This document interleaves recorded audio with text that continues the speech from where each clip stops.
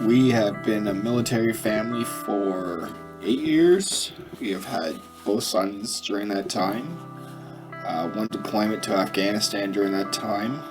I was 7 months pregnant when he was injured in Afghanistan. So it was 2 months actually to the day of his injury that Jonathan was born. Numerous postings and accessible house, and then our second son and dog. Our boys never, and thankfully, I suppose, had to know their father pre-injury.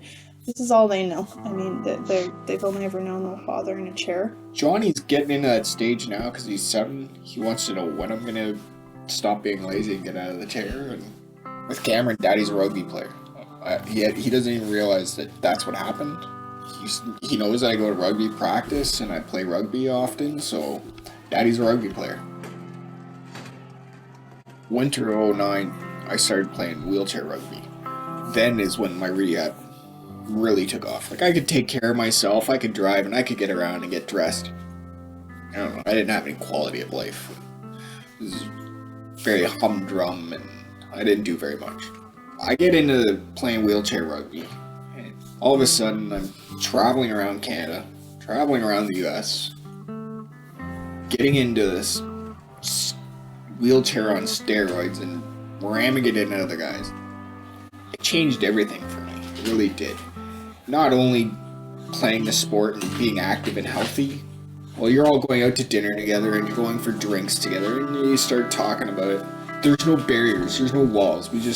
We're all open, we're all honest with each other, and we all figure out what works. You get out and you see how guys adapt and how they overcome things, and then you want to try and do better and go even farther than they did. The peer support was the biggest part, just talking to other wives, other patients who'd been through similar things, and knowing that people do live through it and that they were happy. It's not always going to be instant. It's kind of just a process, accepting and adapting, and a lot of that was Christopher's own choice to push himself.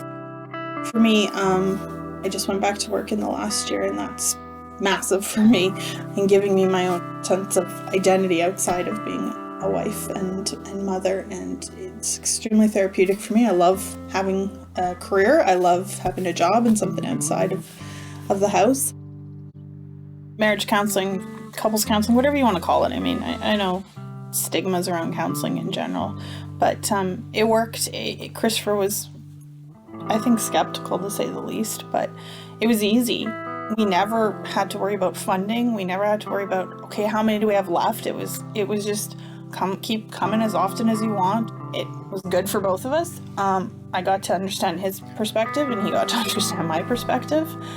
It's a good lifeline for our marriage. It works for us when we can't see eye to eye. And it was completely confidential, which, I mean, I didn't necessarily have any fears around that, but I know from his perspective that was a concern for him. I mean, now he's seen the benefits of counseling and all those things, and he doesn't have the same stigmas, but originally he did.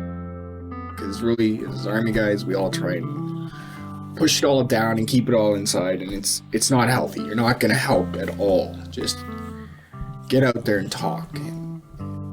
Talk to your spouse, talk to your family, talk to your friends. There is help out there, whether you want professional counseling or not. Don't try and hide it in a bottle. You're going to end up hurting yourself. You're going to end up hurting the people around you more than anything.